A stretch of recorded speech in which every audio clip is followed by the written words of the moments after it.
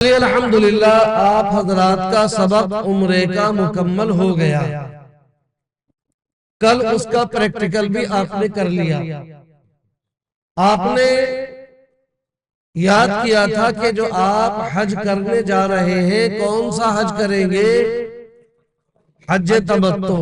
حج تمتع کی تعریف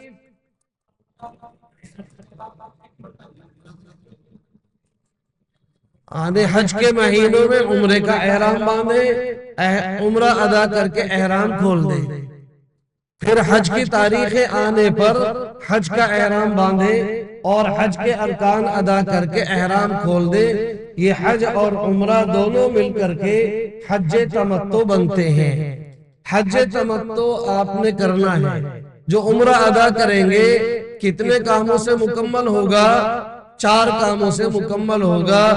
اس میں 2 کیا ہے؟ فرض ہے اور 2 واجب۔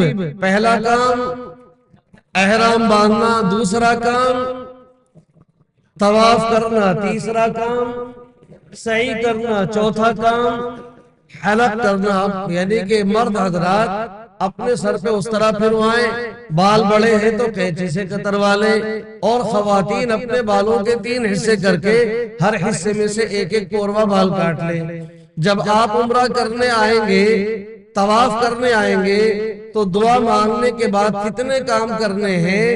ہری بتی کے پاس آ کر کے زور سے بتائیں، 5 کام کرنے ہیں۔ پہلا کام تلبیہ بند کرنا ہے، دوسرا کام داہنا کندھا کھولنا ہے، تیسرا کام نیت کرنی ہے، چوتھا کام استقبال کرنا ہے، اور 5واں کام استلام کرنا ہے۔ اس کے بعد ایک ایک کر کے 7 چکر مکمل کرنے ہیں۔ 7 چکر پورے ہو گئے، اس کے بعد کیا کریں گے آپ؟ 2 رکعت واجب الطواف ادا کریں گے۔ 2 رکعت واجب الطواف ادا کرنے سے پہلے کندھا ڈھک لیں گے۔ وہ کندھا جو آپ نے چکر شروع کرنے سے پہلے کھولا تھا، 7 چکر میں کھلا ہوا تھا، اب 7 چکر پورے ہوئے، نماز پڑھنے سے پہلے کندھا ڈھک کر کے اب نماز پڑھیں گے۔ کندھا ڈھکیں گے، سر نہیں ڈھکیں گے۔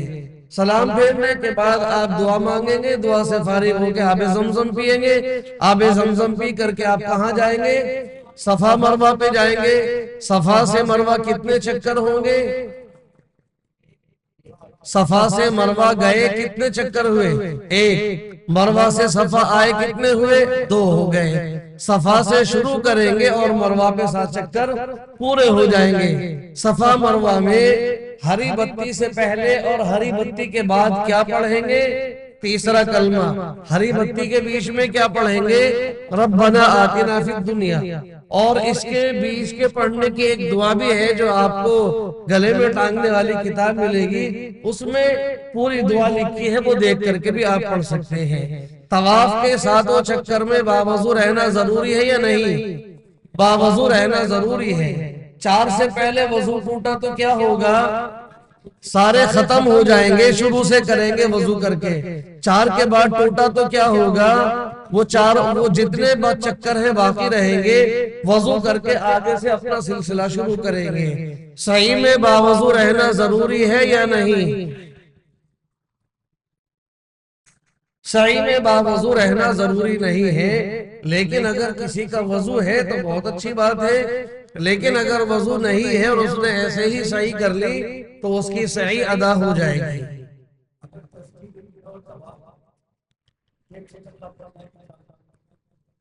ہاں دیکھیے، کم نہیں رہنا چاہیے، اس لیے بہت اہتمام کے ساتھ اگر تسبیح نہیں ہے تو انگلیوں پر گنتی کریں، دھیان کے ساتھ کریں، اپنے طور سے چکروں میں نہ کمی کریں نہ زیادتی کریں۔ بھول سے کچھ ہو گیا اور دھیان نہیں رہا، وہ اللہ معاف کرے گا۔ چلے الحمدللہ، اب آپ کا یہ عمرے کا عمل مکمل ہوا۔ عمرے سے فارغ ہو کے حج کی تاریخ آنے تک آپ کو کیا عمل کرنا ہے؟ نفلی طواف کرنا ہے۔ نفلی طواف میں احرام بندھے گا؟ نہیں بندھے گا۔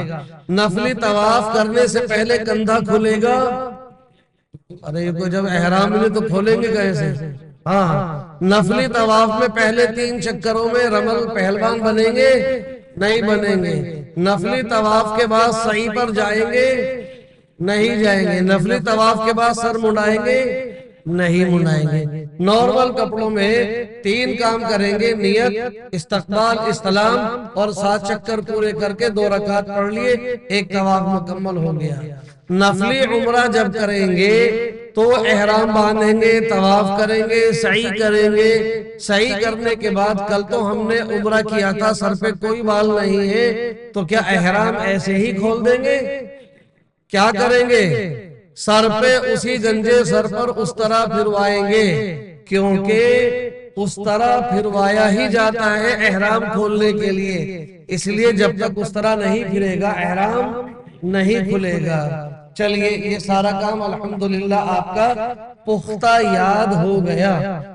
ہمارا مقصد ہے کہ آپ کا سبق بہتر سے بہتر ہو، اور میں نے آپ کا جائزہ لے لیا، ماشاءاللہ آپ نے سبق بہت بہترین یاد کیا ہے۔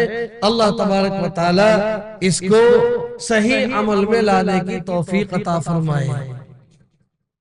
اب آئیے، حج کی تاریخیں آنے والی ہیں، تو پہلے آپ کو حج کی تاریخ یاد کرا دوں۔ حج کی 5 تاریخیں ہیں، 8، 9، 10، 11، 12 ذی الحجہ۔ حج کے کتنے دن ہیں؟ 5 دن ہیں، 8، 9، 10، 11، 12، یہ 5 دن۔ حج کے مقامات 8 ہیں۔ عمل کرنے کے اعتبار سے حج کے مقامات کتنے ہیں؟ 8 مقامات ہیں۔ یاد کریے، پہلا مقام ہے مکہ مکرمہ۔ پہلا مقام مکہ مکرمہ، یہ پہلا مقام ہے۔ دوسرا مقام مینا، دوسرا مقام مینا، اس لیے سب بولے کیونکہ سنوں گا میں۔ پہلا مقام مکہ مکرمہ، دوسرا مقام مینا، تیسرا عرفات، تیسرا عرفات ہے، چوتھا مزدلفہ، چوتھا مقام مزدلفہ۔ پہلا مکہ مکرمہ، دوسرا مینا، تیسرا عرفات، چوتھا مزدلفہ، پانچواں پھر مینا، پانچواں مینا۔ ٹھیک ہے، یہ مینا دوسرے نمبر پہ بھی تھا، اور مینا اب 5ویں نمبر پر بھی آیا۔ دوسرے نمبر پہ کام کچھ اور تھا، اور 5ویں نمبر پہ کام کچھ اور ہے، بدلا ہوا کام ہے۔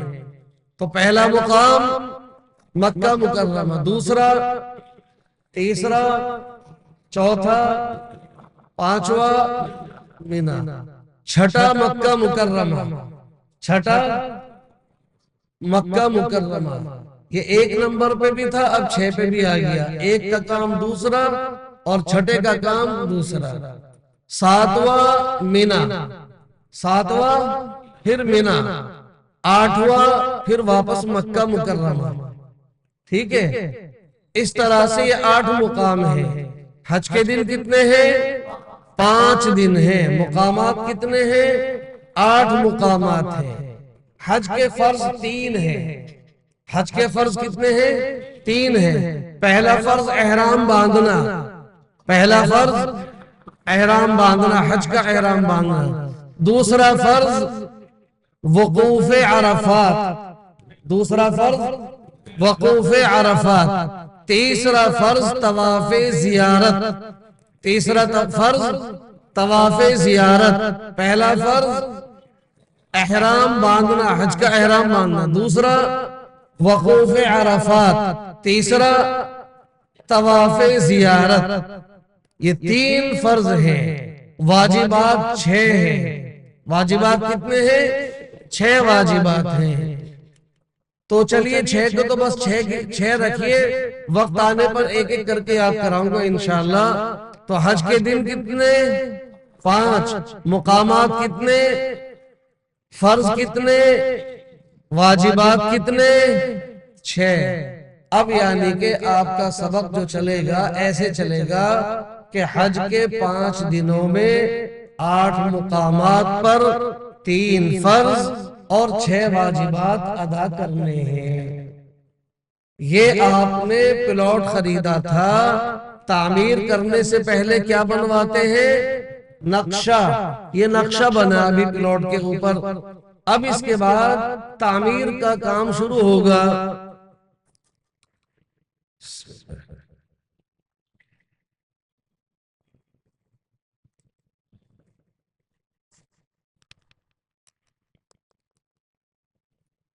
7 تاریخ سے ہی آپ کی بلڈنگ پر نوٹس لگ جائے گا کہ آپ کی بس اتنے بجے یہاں سے روانہ ہونی ہے، آپ حضرات مینا چلنے کے لیے اتنے بجے تیار ہو جائیں۔ اس نوٹس کو پڑھنے کے بعد آپ صبح سے ہی 7 تاریخ میں ایک چھوٹا سا پٹھو بیگ یہیں سے لے لیجئے گا، ایک بیگ جو آپ کمر پہ لٹکا سکیں۔ کتنا بڑا ہوگا؟ جس میں آپ کے ایک جوڑی کپڑے آ جائیں، ایک جوڑی احرام آ جائے، ایک پلاسٹک کی چٹائی آ جائے، ایک جوڑی ہوائی چپل اس میں رکھے جائیں، اور کچھ کھانے پینے کا سوکھا سامان، بسکٹ، نمکین وغیرہ وہ رکھا جائے، اور اس کے علاوہ آپ قینچی وہ بھی رکھ لیں کیونکہ بال کٹیں گے خواتین کے، اور مشین اپنے سر پہ چلانے والی مشین وہ رکھ لیں، صابن رکھ لیں۔ یہ تمام چیزیں آپ کے کام آنے والی ہیں۔ یہ بیگ آپ تیار کر لیں جو آپ کی کمر پہ لٹکے گا۔ ایک چپل بیگ بھی آپ خریدیں گے جس میں ہمیشہ آپ چپل رکھا کریں گے حرم جانے آنے میں، تو اس بیگ کو بھی اس پٹھو بیگ میں رکھ لیجئے گا۔ پچھلے سال میں نے دیکھا بہت سارے حضرات بڑی بڑی اٹیچی اٹھائے پھر رہے تھے مینا عرفات میں۔ اٹیچی وغیرہ لے جانے کی ضرورت نہیں ہے۔ آپ اٹیچی اٹھائیں گے تو آپ کا ہاتھ گھرا رہے گا، ایک فری ہوگا۔ اب بھیڑ میں ایک ہاتھ سے اٹیچی سنبھالنا، ایک ہاتھ سے بھیڑ سے بچنا مشکل ہوتا ہے۔ آپ نے بیگ لے لیا، اس کو کمر پہ ٹانگ لیا، آپ کے دونوں ہاتھ فری ہو گئے۔ بھیڑ اگر آئی بھی چلتے چلتے تو آپ دونوں ہاتھوں سے اپنے آپ کا بچاؤ کر لیں گے، کیونکہ آپ کے دونوں ہاتھ فری ہیں۔ آپ کے ساتھ حجن بھی ہیں، ایک ہاتھ میں اٹیچی ہے، ایک ہاتھ میں حجن کا ہاتھ ہے۔ اب دونوں ہاتھ آپ کے گر گئے۔ پٹھو بیگ ہے، آپ کے دونوں ہاتھ فری، ایک ہاتھ فری، ایک ہاتھ سے حجن کا ہاتھ پکڑ رکھا ہے تاکہ ساتھ نہ چھوٹ جائے، تو آپ بہت اطمینان کے ساتھ مینا عرفات مزدلفہ کا سفر کر سکیں گے۔ اس لیے اٹیچی وٹیچی کے چکر میں نہ پڑے۔ میں دیکھ رہا تھا یہ خامخواہ اٹیچی کیوں گھسیٹے پھر رہے ہیں۔ تو یہ آپ ایک بیگ، پٹھو بیگ آپ 7 تاریخ میں تیار کر لیجئے۔ پھر 7 تاریخ میں دن میں ہی آپ صفائی ستھرائی، ناخن وغیرہ کاٹنا، اپنے مونچھے وونچھے درست کرنا، یہ سب کر لیجئے۔ ایک فون میرے پاس بہت زیادہ آتے ہیں۔ وہاں چاند کی جب پہلی تاریخ ہوتی ہے، چاند نظر آ جاتا ہے، تو یہ سوال میرے پاس حاجیوں کا بڑی تعداد میں آتا ہے، اور ان کا آتا ہے جو ہماری ٹریننگ میں نہیں ہوتے، کیونکہ ٹریننگ میں ہم یہ مسئلہ بتا دیتے ہیں۔ مسئلہ کیا ہے؟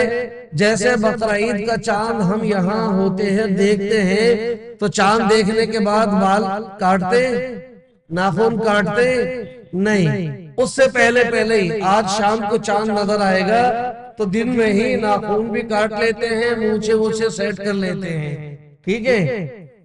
وہاں پر حاجیوں کے لیے بقرعید کا چاند نظر آنے کے بعد ان کے اوپر بال اور ناخن کاٹنے کی پابندی شروع نہیں ہوتی۔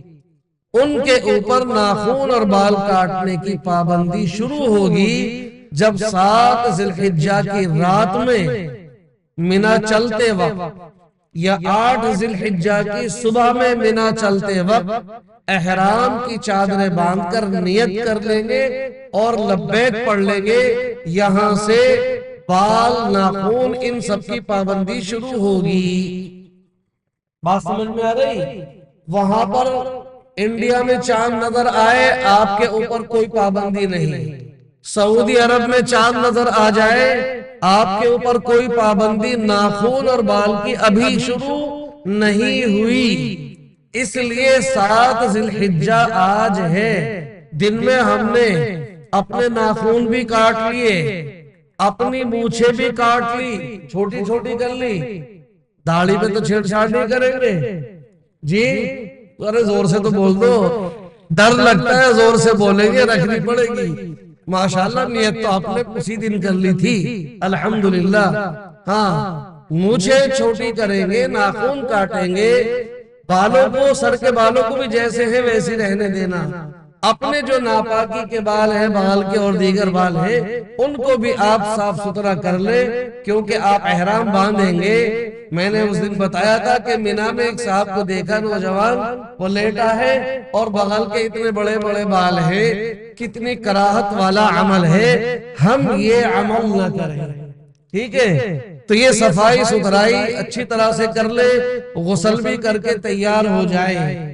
مرد بھی خواتین بھی غسل کر کے اور صفائی ستھرائی سے فارغ ہو جائے. اور آج 7 ذی الحجہ ہے. آج 7 ذی الحجہ میں بہت بڑی تعداد میں بھی خواتین ایسی ہوں گی جنہیں اس دن 7 ذی الحجہ میں ناپاکی کا عذر شروع ہو چکا ہوگا. کل ہوا، پرسوں ہوا یا آج شروع ہو گیا. ایسی خواتین بھی غسل کریں گی. وہ غسل پاکی کا نہیں ہوگا بلکہ صفائی ستھرائی کا غسل ہوگا. تمام خواتین غسل کر کے کپڑے پہن کے اپنے سر پہ اسکارف باندھ لیں، وہ پاک ہو یا ناپاک ہو وہ برابر سب عمل کر لیں. مرد حضرات بھی اپنی صفائی ستھرائی سے فارغ ہو کر کے غسل کر لے، ابھی انہی کپڑوں میں رہے. ہاں جب آپ کا معلم کی طرف سے بلاوا آنے والا ہو، اس میں ٹائم لکھا کہ رات کو 12 بجے آپ کی بس یہاں سے روانہ ہوگی، تو اب 11 بجے اس سے پہلے نماز پڑھ لی، عشاء کی کھانا وانا کھا لیا. 11 بجے آپ احرام کی دونوں چادریں باندھ کر کے اور 2 رکعت نفل احرام پڑھ لیجئے. 2 رکعت نفل احرام پڑھ کر کے بس انتظار کیجئے کہ آپ کی بس آئے اور ہم بس میں بیٹھے. نیت اور تلبیہ آپ بس میں جا کر کے کریں. کئی مرتبہ ایسا ہوتا ہے کہ نوٹس تو ہے 12 بجے کا یا 11 بجے کا، پتہ چلا بس آ رہی ہے صبح کو 6 بجے، کیونکہ جام میں پھنسی ہوئی ہے، بس چھوڑ کے آ رہی چھوڑ کے جا رہی ہے تو لے کے جا رہی ہے. تو اس میں نمبر کسی کا 12 بجے آ گیا، کسی کا 3 بجے آیا، کسی کا 6 بجے آیا. تو ابھی اگر ہم 11 بجے ہی نماز کے بعد نیت اور تلبیہ کر لیں گے تو ہمارے اوپر ابھی سے احرام کی پابندی شروع ہو جائے گی. احرام کی پابندی ابھی سے شروع نہ ہو، اس لیے نماز نفل احرام تو پڑھ لیں گے مرد بھی خواتین بھی، لیکن نیت اور تلبیہ نہیں کریں گے. آپ کی بس آ گئی، آپ بس میں بیٹھ گئے اپنا اپنا بیگ لے کر کے. ایک بیگ آپ کا ہے، ایک بیگ حجن کا ہے، وہ بھی اپنا لے کے بیٹھ گئی. اور بس میں بیٹھنے سے پہلے اپنے گلے کا آئی کارڈ گلے میں اگر کئی دفعہ غسل کرنے میں رکھ دیا ہے اسے بھی پہنے، کڑا اسٹیل کا وہ بھی، اور پیلا پٹا وہ بھی، اور مینا کے خیموں کا ایک آئی کارڈ ملتا ہے اس کو بھی گلے میں ڈال لیں. یہ آپ کا خیمہ نمبر ہے، اس کو بھی گلے میں ڈال لیں. اور جو حضرات جن کا میٹرو سے سفر ہے ان کو ایک میٹرو کا پٹا ملے گا، ٹکٹ بولتے تو وہ پٹے ٹائپ کا ہوتا ہے، اس کو بھی اپنے ہاتھ میں پہن لیں کیونکہ میٹرو میں جانے کے لیے اس کا دکھانا ضروری ہے. اس کو دکھائیں گے تب آپ کی انٹری میٹرو میں ہوگی.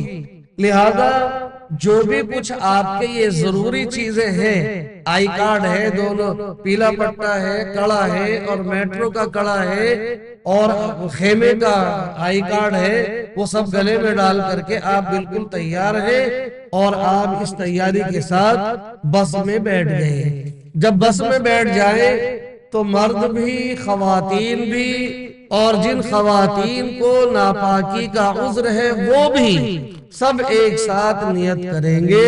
نیت کریے، اے اللہ میں نیت کرتا ہوں، میں نیت کرتی ہوں حج کی، میرے لیے آسان فرما، میری طرف سے قبول فرما۔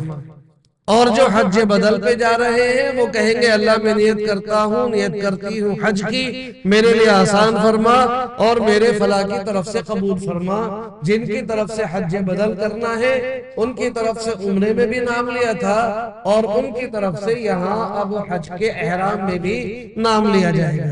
اب اس کے بعد پڑھیں گے لبیک اللہم لبیک، پورا 3 دفعہ پڑھیں گے۔ 3 مرتبہ لبیک پڑھنے کے بعد اب آپ سب کے اوپر کتنی پابندیاں عائد ہو جائیں گی؟ 10 پابندیاں جو عمرے کے احرام میں گنتی کرائی تھی وہی پابندیاں اب پھر سے شروع ہو جائیں گی۔ ان پابندیوں کے ساتھ اب آپ نے یہ کام کون سے مقام نمبر پہ کیا ہے؟ مکہ مکرمہ مقام نمبر 1 میں کیا عمل ادا کر لیا؟ حج کا احرام باندھ لیا۔ مقام نمبر 1 مکہ مکرمہ، حج کا احرام، حج کا پہلا فرض ادا ہو رہا ہے۔ بہت سارے حاجی حجن یہ پوچھتے ہیں ہم سے وہاں، کیا ہم احرام اپنے کمرے پر باندھیں، نیت اور تلبیہ اور نماز اپنے کمرے پر پڑھ کے نیت تلبیہ کریں یا حرم جا کر کے کریں؟ اگر کسی کے اندر اتنی وسعت ہے کہ وہ حرم جا سکے تو آپ احرام باندھ کر کے حرم جائیے اور وہاں 2 رکعت نفل احرام پڑھیے اور نیت تلبیہ کر کے واپس آ جائیے۔ عزیزیہ سے 7 تاریخ کو جب آپ حرم نیت کرنے، نماز پڑھنے، تلبیہ پڑھنے جائیں گے تو انشاءاللہ تقریباً 200 ریال جانے میں دیں گے اور 300 ریال واپس آنے میں دیں گے۔ 500 ریال کا خرچہ ہوگا۔ جب 500 ریال کو 23 پر یا 2260 پر جو ہے گنا کریں گے تو پھر سمجھ میں آ جائے گی کہ اپنی بلڈنگ پر ہی ٹھیک ہے، وہاں جانے کی ضرورت نہیں ہے، کیونکہ حرم جانا ضروری نہیں ہے۔ حج کے احرام کی نفل پڑھنے کے لیے، حج کی نیت اور تلبیہ پڑھنے کے لیے حرم جانا ضروری نہیں ہے۔ یہ عمل آپ پورا مکہ شہر میں چاہے جہاں کر سکتے ہیں جہاں بھی آپ رہ رہے ہیں۔ لہذا عزیزیہ میں ہے تو عزیزیہ کی اپنی بلڈنگ پر ہی آپ کو یہ کام کرنا ہے، اور میں اس لیے کہہ رہا ہوں کرنا ہے کہ یقیناً آپ کے لیے ٹیکسی سے جانا آنا دشوار بھی ہوگا، پیسے خرچے کرنے کے بعد بھی پھر بھی پیدل پھر بھی بہت چلنا پڑے گا، کیونکہ عام دنوں میں ٹیکسی یہاں چھوڑتی تھی، اس وقت میں 1 کلومیٹر پیچھے چھوڑے گی اور واپسی میں بڑی مشکل سے ملے گی۔ تو مشکل عمل کو اپنانے کے بجائے آسان عمل اپنائے کہ اپنی بلڈنگ پر مقام نمبر 1 مکہ مکرمہ میں آپ نے نفل احرام پڑھ لی، احرام باندھ کے حج کی نیت کر لی، تلبیہ پڑھ لیا۔ اب مرد، خواتین اور ناپاک خواتین سب حالت احرام میں ہو گئے، سب کے اوپر 10 پابندیاں شروع ہو گئی۔ اب آپ بس میں بیٹھ کے تلبیہ پڑھتے ہوئے مقام نمبر 2 مینا پہنچ گئے۔ مینا مقام نمبر 2 ہے، آج 8 تاریخ ہے۔ مقام نمبر 2 مینا میں 8 تاریخ میں جو حج کا پہلا دن ہے، صرف 2 کام ہیں۔ ایک کام ہے مینا میں 5 نمازوں کا ادا کرنا، اور دوسرا کام ہے رات کا قیام۔ اور ان 5 نمازوں کی گنتی 8 تاریخ کی ظہر سے شروع ہوگی۔ معلم کی بس آپ کو رات کو 10 بجے، 12 بجے، 2 بجے، 3 بجے لے گئی، آپ نے مینا میں فجر کی نماز ادا کی تو یہ فجر کی نماز جو ادا کی یہ روز مرہ کی نماز ادا کی ہے، حج کے اعمال کی نماز ادا نہیں ہے، بلکہ حج کے اعمال کی نماز کا سلسلہ کہاں سے شروع ہوگا؟ ظہر سے شروع ہوگا۔ ظہر، عصر، مغرب، عشاء اور 9 ذی الحجہ کی فجر، یہ 5 نمازیں پڑھنا 8 تاریخ کو مینا میں سنت عمل ہے۔ مقام نمبر 1 میں جو عمل تھا وہ کیا تھا؟ سنت تھا یا واجب تھا؟ فرض تھا۔ مقام نمبر 2 میں جو 8 ذی الحجہ کو عمل ہے وہ کیا ہے؟ سنت ہے کہ 5 نمازیں پڑھنا سنت، رات کا قیام کرنا سنت۔ لہذا آپ جائیں گے، آپ رات میں پہنچ گئے تو آرام کریں گے، فجر پڑھیں گے، ناشتہ کریں گے، پھر آرام کریں گے، پھر آرام سے فارغ ہو کر کے پھر ظہر کا وقت آئے گا، ظہر پڑھیں گے، کھانا وانا کھائیں گے۔ اب وہ کھانے کا نظام جیسا بھی معلم کی طرف سے ہوگا یا آپ اپنے ساتھ کچھ لے کے گئے، وہ کیا حج کمیٹی کے ساتھ میں کیا نظام ہوتا ہے؟ میرا سفر حج کمیٹی سے نہیں ہوتا، پرائیویٹ سے ہوتا ہے۔ پرائیویٹ میں تو معلم ہمارا پابندی سے کھانا دیتا ہے، حج کمیٹی والے بھی معلم کھانا دیتے ہیں، کہیں کہیں دشواری بھی آ جاتی ہے، اس لیے اپنے ساتھ میں کھانے پینے کا بسکٹ نمکین وغیرہ رکھ کر کے لے جائیے گا۔ کئی دفعہ دیر ہو جاتی معلم کی طرف سے، کوئی معلم ایسا بھی ہوتا ہے کہ اس نے تو کوشش کی، اس کے کارندے سست ہوتے ہیں، وہ صحیح طریقے سے سروس نہیں دے پا رہے ہیں، تو اس لیے آپ اپنی تیاری بھی کر کے لے جائیں۔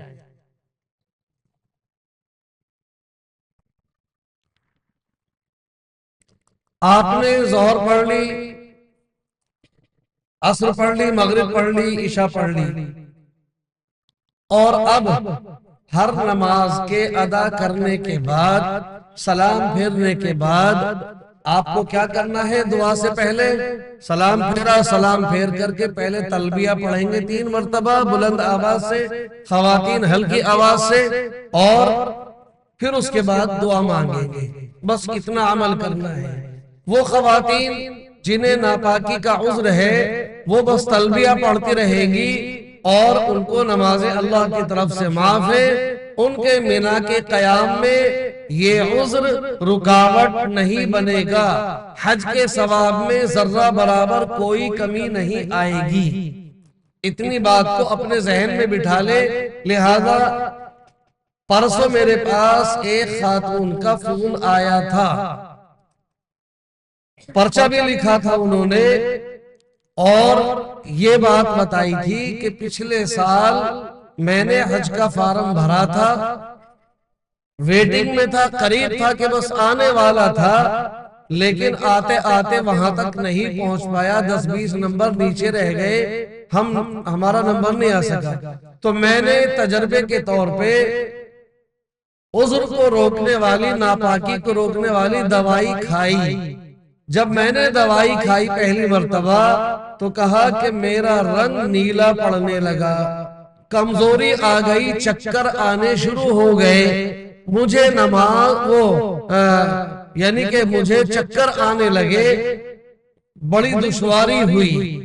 اس مرتبہ الحمدللہ نمبر آ گیا ہے۔ اب وہ دوائی تو چونکہ میں تجربہ پچھلے سال کر چکی ہوں، دوائی تو میں استعمال نہیں کر سکتی ہوں، اس مرتبہ یہاں مقامات پر اگر میرے ساتھ یہ عذر پیش آ جائے تو میں کیا کروں؟ تو میں نے اس کا حل بتا دیا۔ وہ حل میں پہلے ہی بتا چکا تھا۔ پھر انہوں نے جب میری ویڈیو سنی مسجد نبوی میں خواتین کو 40 نمازوں والی، تو وہ ان کو جواب مل گیا، کہا کہ ہاں مجھے اپنا جواب مل گیا ہے۔ تو اس لیے میں عرض یہ کر رہا تھا کہ دیکھیے، جن خواتین کو اس دوائی کا تجربہ نہ ہو وہ دوائی نہ کھائے، کیونکہ ناپاکی کا عذر حج کے احرام باندھنے میں رکاوٹ بنا؟ ارے بولو، نہیں بنا۔ مینا میں پورے دن قیام، رات کا قیام، یہ عذر رکاوٹ نہیں بن رہا ہے، یہاں تک کوئی رکاوٹ نہیں ہے۔ تو جب رکاوٹ آگے تک بھی نہیں ہے، کہاں ہوگی رکاوٹ وہاں بتا دیں گے، اور اس کا حل بھی انشاءاللہ بتا دیں گے۔ تو اس لیے اپنے آپ کو پریشانی میں مبتلا کرنے کی ضرورت نہیں ہے۔ چلیے، آپ نے عشاء کی نماز بھی پڑھ لی، کھانے وغیرہ سے فارغ ہو گئے، اب شام سے ہی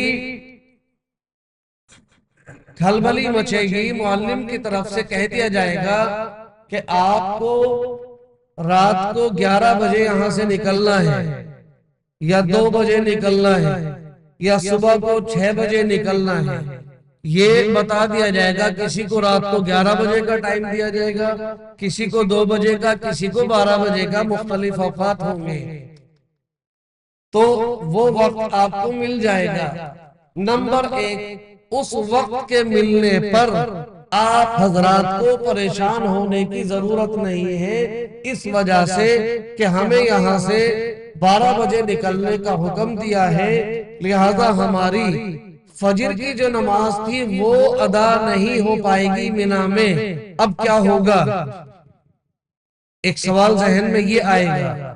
دوسرا سوال یہ آئے گا، پوری رات مینا میں قیام سنت تھا، آدھی رات ہی قیام ہو پائے گا، آدھی رات کا قیام چھوٹ جائے گا، اس پر حاجی حجن پریشان ہوتے ہیں۔ تو سمجھ لیجئے، اپنے طور سے رات کا قیام چھوڑنا سنت کے خلاف ہے، اپنی طرف سے فجر کی نماز کا مینا میں نہ پڑھنا سنت کے خلاف ہے، لیکن معلم کی طرف سے ہم مجبور ہیں چلنے پر۔ وہ جب کہے گا تبھی چلیں گے، اس کے خلاف ہم نہیں کر سکتے، کیونکہ ہم اس کی مرضی کے خلاف چلیں گے تو ہم اپنے خیموں میں نہیں جا سکتے، پیدل چلنا پڑے گا۔ اس لیے رات کا جتنا حصہ قیام کیا اسی کو سنت سمجھے، جتنا حصہ چھوٹ گیا اس میں کوئی آپ کے اوپر گناہ نہیں ہے، لڑنے جھگڑنے کی ضرورت نہیں ہے۔ اور فجر کی نماز آپ کو مینا میں نہیں مل سکی، آپ کے اوپر کوئی گناہ نہیں ہوگا، سنت چھوڑنے کا آپ کے اوپر کوئی وبال نہیں ہوگا، اور نہ ہی معلم کے اوپر کوئی گناہ ہوگا لے جانے کا۔ کیوں؟ معلم بھی پابند ہے حکومت کا، حکومت کی طرف سے آرڈر ہے کہ اے معلم، تو رات کے 12 بجے سے اپنے حاجیوں کو نکال، فلاں معلم تو 2 بجے سے نکال، فلاں معلم تو 3 بجے سے نکال۔ اس طرح سے یہ 50-60 لاکھ کا مجمع اگر 9 تاریخ کو فجر کے بعد سے نکالنا شروع کرے تو زوال تک کیسے پہنچائیں گے عرفات میں اتنے بڑے مجمع کو؟ ایک دم بھیڑ بھاڑ اور رش ہو جائے گا، پھر تو کوئی بھی نہیں پہنچ پائے گا۔ اس لیے حکومت حاجیوں کی سہولت کے لیے معلمین کو ٹائم دیتی ہے، تم اتنے بجے، تم اتنے بجے، تم اتنے بجے، تاکہ لوگ چلتے رہے اور بھیڑ بھاڑ جام کا چکر نہ ہو۔ لہذا نہ معلم گناہگار ہے، نہ آپ گناہگار ہے، اور نہ ہی آرڈر دینے والی حکومت گناہگار وہ بھی نہیں ہے، کیونکہ حکومت بھی حاجیوں کی سہولت کے لیے یہ آرڈر دے رہی ہے۔ تو بات سمجھ میں آ گئی؟ نہ آپ گناہگار، نہ معلم گناہگار، نہ حکومت گناہگار، لہذا جس وقت چلنے کے لیے کہا جائے اس وقت چلنے کے لیے آپ بلا چون و چرا تیار ہو جائیں۔ اب وہاں مینا سے عرفات جانے سے پہلے آپ ایک کام اور کریں گے کہ آپ مینا کے خیمے سے ذرا باہر آ جائے، روڈ پر، ادھر بھی خیمہ ہے، ادھر بھی خیمہ ہے، بیچ میں روڈ ہے۔ اب آپ اپنے خیمے سے باہر نکل کر کے دیکھیں گے خیموں پر جگہ جگہ تھوڑی تھوڑی دوری کے بعد بڑے بڑے پول کھڑے ہوئے ہیں، ان پر لوہے کے پول ہیں، بس ان پر ایک بڑی سی پلیٹ لگی ہے، ان پر نمبر پڑے ہوئے ہیں۔ یہ جو پول ہے اور اس پر جو نمبر پڑے ہوئے ہیں، یہ آپ کا خیمے کا ایریا ہے۔ آپ کو مزدلفہ سے واپس آنے پر، مثال کے طور پر آپ نے باہر نکل کر کے دیکھا کہ اس پر 502/7 لکھا ہے، تو 502/7، 502 جو ہے یہ آپ کا روڈ نمبر ہے۔ مزدلفہ سے ہی آپ کو روڈ یہ ملے گا، تو آپ کو وہیں سے 502 کے روٹ کو اختیار کرنا ہے، اور بٹا 7 یعنی کہ آپ کا خیمہ نمبر 7 ہے، تو اس کو آپ اس کا فوٹو کھینچ لیں۔ یہ آپ کا مینا واپس آنے کا ایڈریس ہے۔ آپ نے فوٹو نہ کھینچا اور یہیں چلے گئے، واپس مزدلفہ سے پیدل آنا پڑتا ہے، آپ کو خود اپنے طور سے خیمہ ڈھونڈنا پڑے گا۔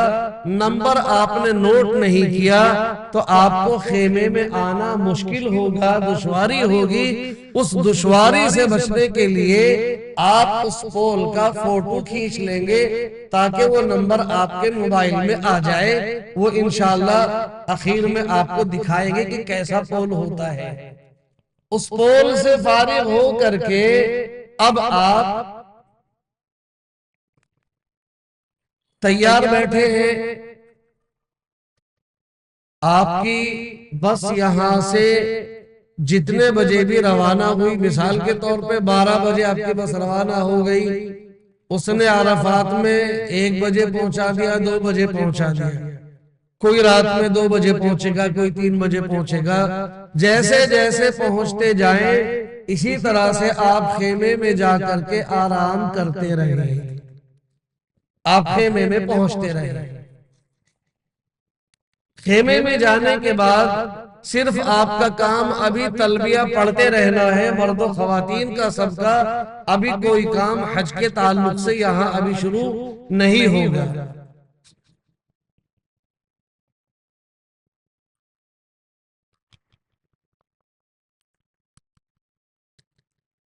اب بہت سارے حضرات فجر کی نماز پڑھیں گے مینا میں، بہت سارے حضرات فجر کی نماز پڑھیں گے عرفات میں، کیونکہ سارے کے سارے مینا میں نہیں رکیں گے، جو فجر سب مینا میں پڑھیں، اور سارے ہی عرفات نہیں پہنچ پائیں گے، کچھ مینا میں ہوں گے، کچھ عرفات میں ہوں گے۔ بہرحال آپ کی فجر کی نماز مینا میں ہو یا عرفات میں ہو،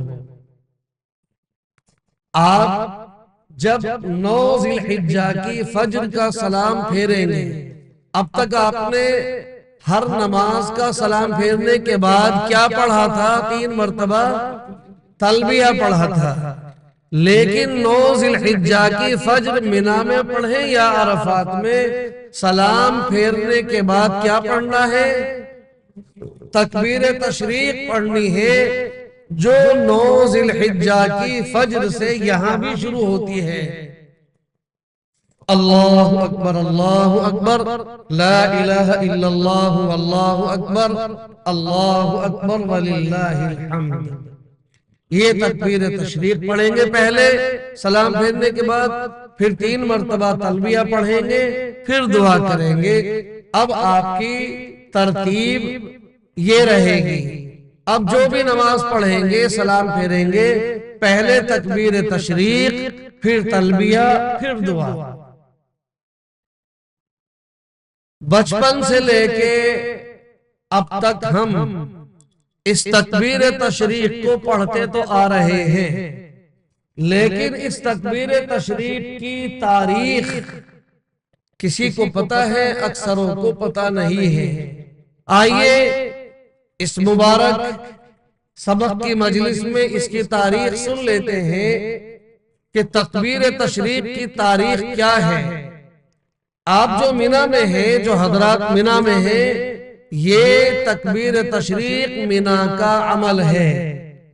جب سیدنا حضرت ابراہیم علیہ السلام نے اپنے بیٹے حضرت اسماعیل علیہ السلام کو اللہ کے حکم سے ذبح کرنے کے لیے لٹایا تھا، تو حضرت اسماعیل علیہ السلام نے اپنے والد سے کہا تھا کہ والد محترم، آپ میرے آنکھوں سے بھی پٹی باندھ دیجئے، اپنے آنکھوں پہ بھی پٹی باندھ لیجئے، کہیں ایسا نہ ہو چھری چلاتے وقت میں آپ کے چہرے کو دیکھوں اور آپ میرے چہرے کو دیکھیں اور محبت غالب ہو جائے اور آپ ذبح نہ کر پائیں، اللہ کا حکم ٹوٹ نہ جائے۔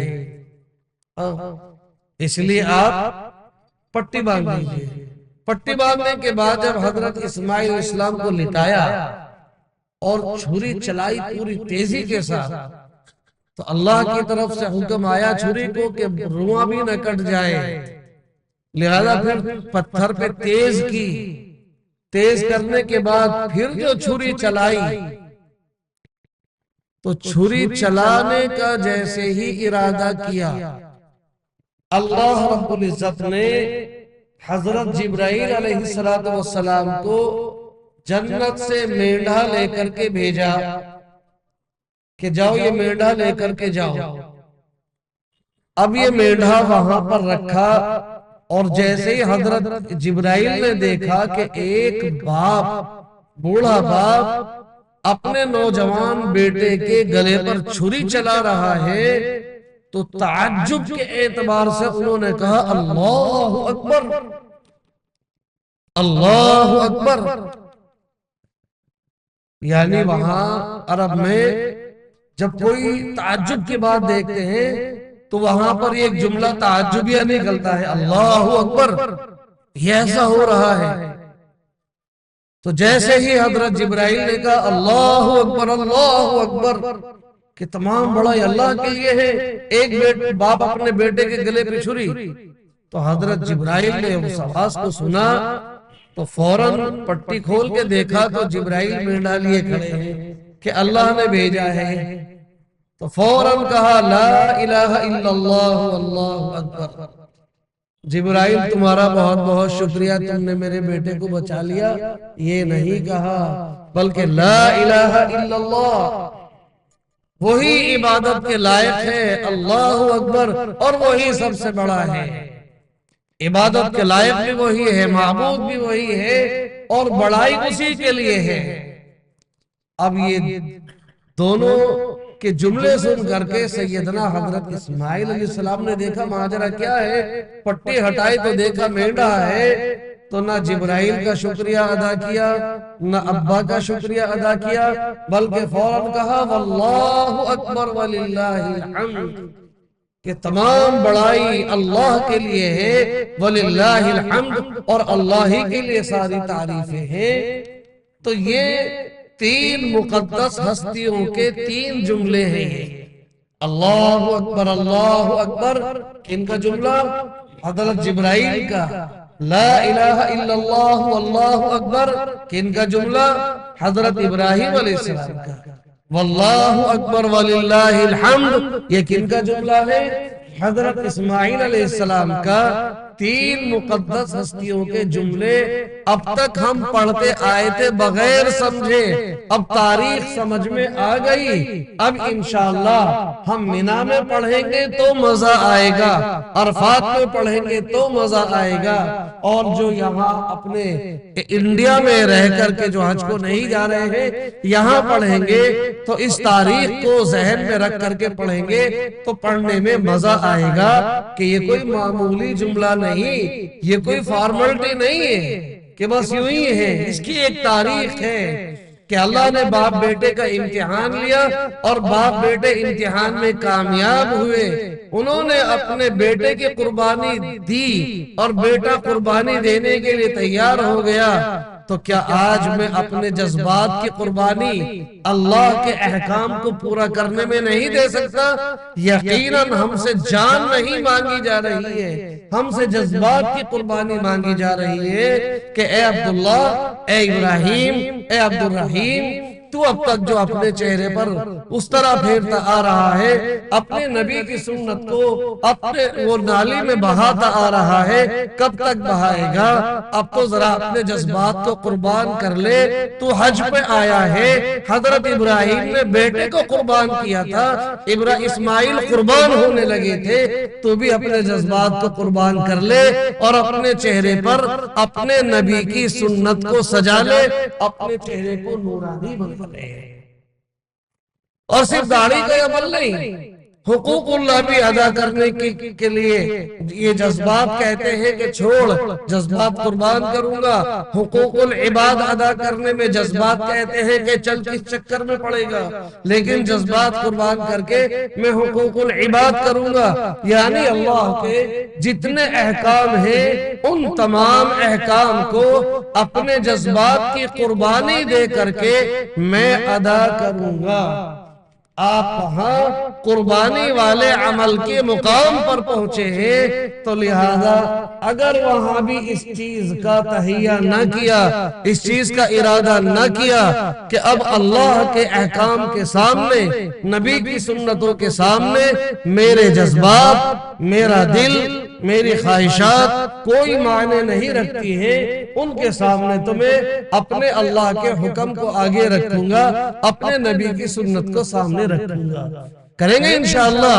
ہاں، خالی یوں ہی بس گئے اور وہ گھوم پھر کے اور وہ کچھ عمل کر کے آگئے اور پھر جیسے تھے ویسے کے ویسے ہی، تو پتا چلا، میں نے بتایا تھا کہ حج مبرور کی پہچان یہ ہے کہ حاجی جس حالت میں گیا تھا آنے کے بعد اس کی حالت بدلی ہوئی ہونی چاہیے، یہ حج مبرور ہے۔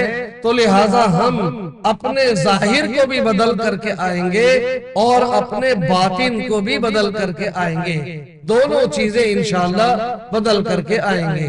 چلیے، یہ تاریخ بتانا اس لیے ضروری ہوتا ہے کہ جو جو عمل ہم کریں ان کی تاریخ کیا ہے تاکہ مزہ آئے۔ اب آپ الحمدللہ منی میں یا عرفات میں فجر کی نماز پڑھ کے پہلے تکبیر تشریق، پھر تلبیہ، اس کے بعد اب آپ دعا مانگیں گے۔ اب آپ سب کے سب دھیرے دھیرے میدان عرفات مقام نمبر 3 میں پہنچ جائیں گے۔ آپ کو زوال سے پہلے پہلے جب تک آپ پہنچتے رہیں، عرفات میں جا کے سو بھی سکتے ہیں، لیٹ بھی سکتے ہیں، آرام کرتے رہیں۔ زوال سے پہلے وہاں لیٹنا، وہاں سونا کوئی گناہ نہیں ہے، لیکن زوال کے بعد پھر وہاں پر لیٹنا سونا یہ بہت بڑا گناہ ہے، مکروہ تحریمی ہے۔ البتہ کوئی بیمار ہے، کوئی معذور ہے، وہ اپنی بیماری کی وجہ سے، معذوری کی وجہ سے لیٹ گیا تو اس کے اوپر کوئی گناہ نہیں، بلکہ اس کے لیے کوئی حرج کی بات نہیں۔ وہ کم از کم کسی کو بخار ہو گیا، کسی کو اور پریشانی آ گئی، وہ لیٹا ہے، تو اب اس پر کوئی فتویٰ لگانے کی ضرورت نہیں ہے کہ نہیں اب مت لیٹو، وہ اس کی مجبوری ہے۔ ہاں ہم ٹھیک ہے الحمدللہ، کوئی دقت کوئی پریشانی نہیں ہے، تو پھر ہم تو جو اعمال اب انشاءاللہ بتائے جائیں گے ان اعمال کو ہی کرتے رہیں گے، ان اعمال کے علاوہ اور کسی ادھر ادھر کے چکر میں نہیں رہیں گے۔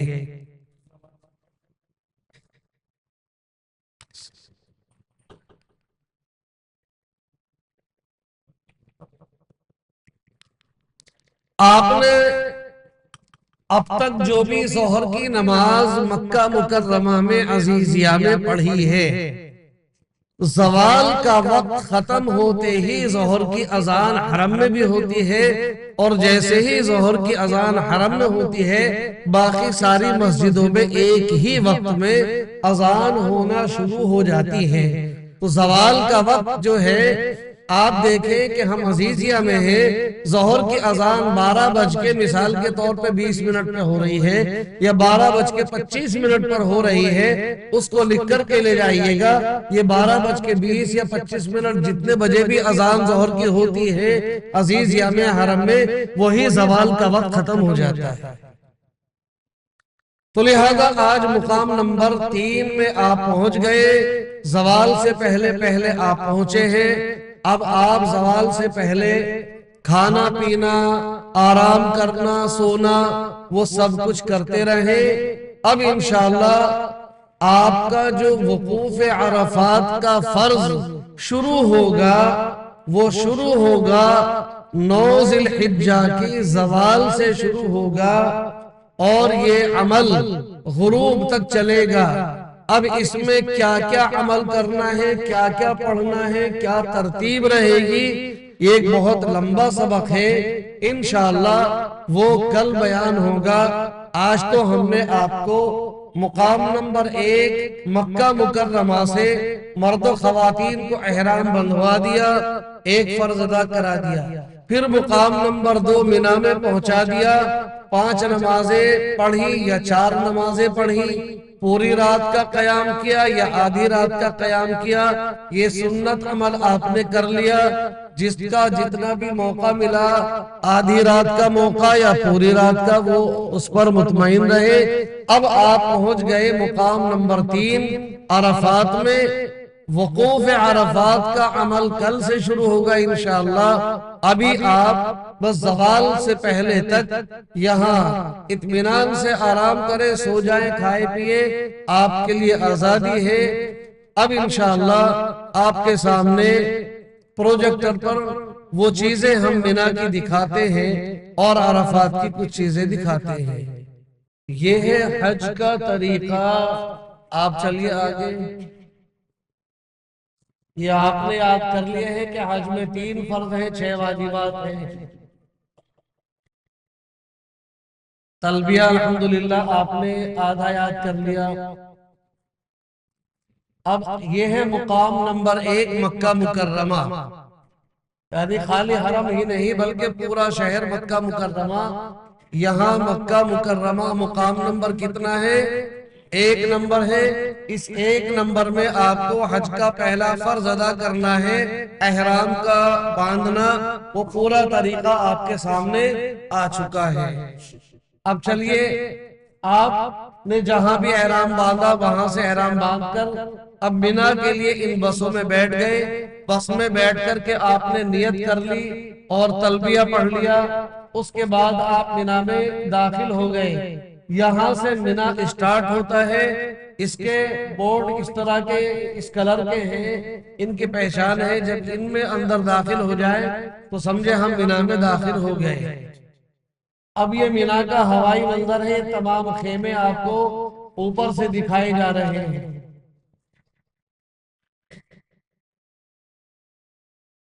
دیکھیں پہلے تھوڑا آگے چلے، مینا کا خیمہ دکھا دیجیے۔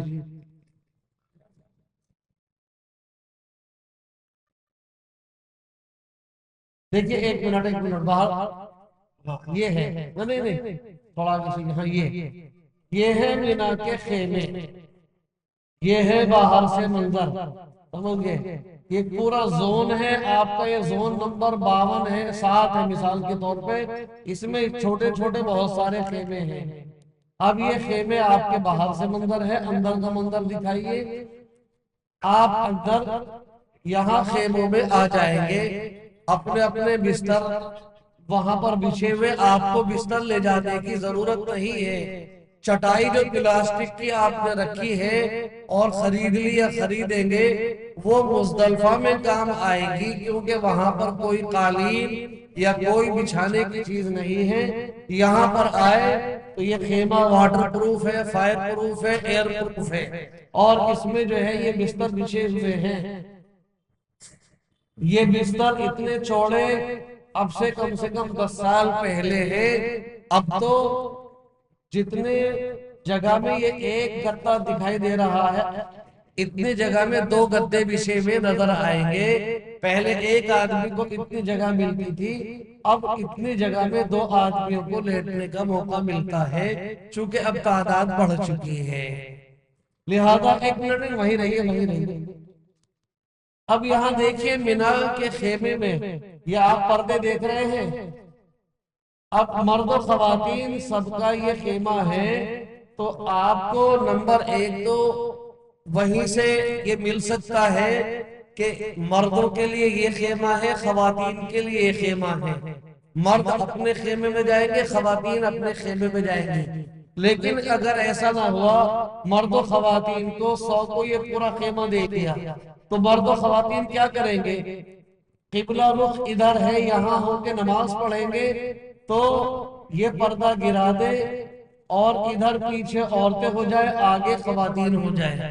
اور اگر قبلہ رخ ادھر ہے تو مرد ادھر پہنچ جائے، یہ پردہ گرا دے، خواتین ادھر ہو جائے۔ وجہ کیا ہے؟ جیسے جماعت سے نماز پڑھیں گے، آپ یہاں آگے نماز پڑھ رہے ہیں، یہاں تک مرد ہیں، یہ پردہ پڑا ہوا ہے اور تکبیر کہہ رہے ہیں، پیچھے خواتین ہیں، تو وہ بھی آپ کے پیچھے باجماعت نماز ادا کر سکتی ہیں۔ بہرحال یہ پردہ آپ گرا دیں تاکہ مردوں کا اور خواتین کا الگ الگ حصہ بن جائے، اس کو کھلا نہ رکھے۔ لیکن اگر معلم کی طرف سے اہتمام ہو کہ نہیں، اس پورے ایریے میں تو مرد رہیں گے، اس کے برابر میں جو دوسرا خیمہ ہے اس میں صرف عورتیں رہیں گی، تو پھر اسی اعتبار سے جگہ پکڑیں۔ اب چلیں وہ پول دکھائیے۔ جی جی جی، اگر سیپریٹ ہوں گی تو اپنی الگ الگ پڑھیں گے۔ اب دیکھیے، آپ کو کہا تھا کہ آپ باہر نکلیے، یہ اس طرح کے پول بنے ہوئے ہیں، یہ لائن سے یہ پول بنے ہوئے، جیسے یہ ہے 18/502، یہ ہے 16/502، 14/502۔ یہ 502 تو بالکل وہی لکھا ہوا چلا جائے گا اخیر تک، یعنی یہ 502 آپ کا روڈ ہے، روڈ نمبر ہے۔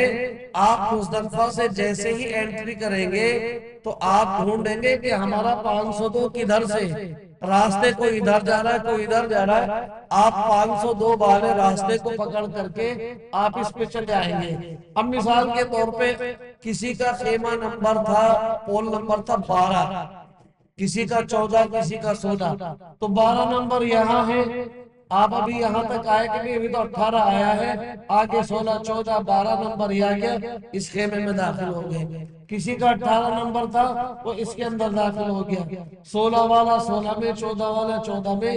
اسی طرح سے پیچھے زیادہ ہوں گے شروعات میں، آگے آگے بڑھتے رہیں گے تو وہ نمبر یہ والے کم ہوتے چلے جائیں گے، 18، 16، 14، 12، 10، 8، اس طرح سے گھٹتے چلے جائیں گے۔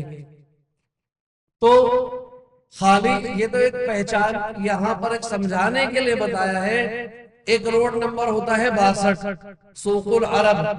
کسی کا قیام ایسا ہو سکتا ہے کہ یہ 502 کی جگہ 62 لکھا ہوگا، تو آپ کا روڈ نمبر 62 ہوگا۔ کسی پر ایک روڈ نمبر شارع الجوہرہ ہے، اس پر روڈ نمبر 56 ہوتا ہے، صرف 56، تو 18/56، 16/56، تو 56 پیچھے سے آپ کا روڈ نمبر ہے، اور یہ آپ کے خیمہ نمبر ہے 18، 14، 16۔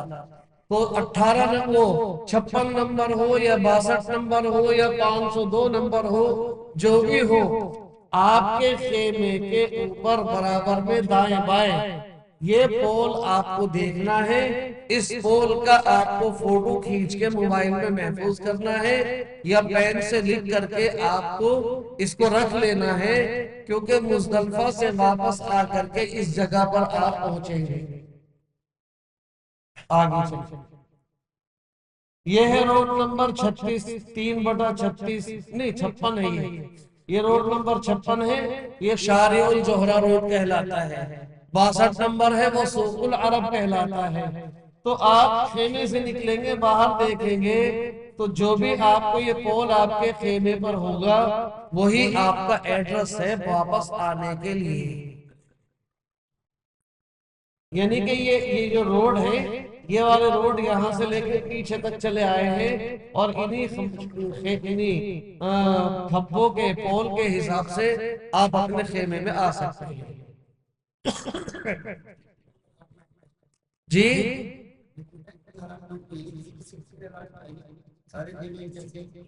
نہیں، سب کو، ہاں، معلم جو آپ کو میں نے کہا تھا کہ آپ کو خیمہ نمبر کا ایک آئی کارڈ ملے گا، جو آئی کارڈ آپ کے، جو نمبر آپ کے آئی کارڈ میں ہوگا وہی خیمہ نمبر آپ کو الاٹ ہوگا۔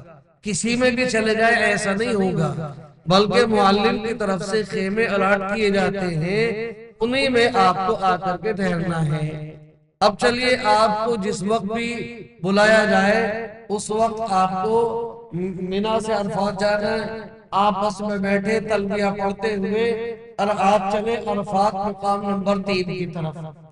یہاں سے یہ پیلے کلر کا بورڈ ہے، اس کے اندر آپ پہنچ گئے تو گویا کہ آپ عرفات میں پہنچ گئے۔ عرفات یہاں سے سٹارٹ ہے، آپ اندر ان کے بورڈ کے اندر آنے کے بعد اب وہاں پر خیمے ہیں، اس طرح کے بھی خیمے ہیں، اور وہاں جیسے گدے وہاں بچھے ہوئے تھے مینا کے خیموں میں لیٹنے کے لیے، وہاں ایسے گدے نہیں ہیں، بلکہ اس طرح سے کارپیٹ بچھے ہوئے ہیں، کیونکہ یہاں پر لیٹنا تو ہے نہیں، اور تھوڑی دیر یعنی ایک دن کا آدھے دن کا قیام ہے، لہذا اپنے اپنے جگہ بیٹھے، اپنی چادر بچھائیں، سو جائیں، لیٹ جائیں۔ بازے کیا کرتے ہیں کہ وہ چادر اتنی چوڑی کر کے بچھا لی اور یوں پہ پڑ کے نہیں، وہاں تو چھوٹی چھوٹی جگہ ملے گی، 100 آدمیوں کے لیے اتنا خیمہ ہے، تو آپ کو اسی طرح سے لیٹنا ہے۔ مطلب مراد یہ نہیں کہ یہ 100 آدمیوں کے لیے، مثال ہے کہ یہ خیمہ 100 کے لیے ہے تو اس میں 100 کو ہی بیٹھنا ہے، آپ کو بہت زیادہ لمبے چوڑے ہو کے نہیں لیٹنا ہے۔ اب یہ وہاں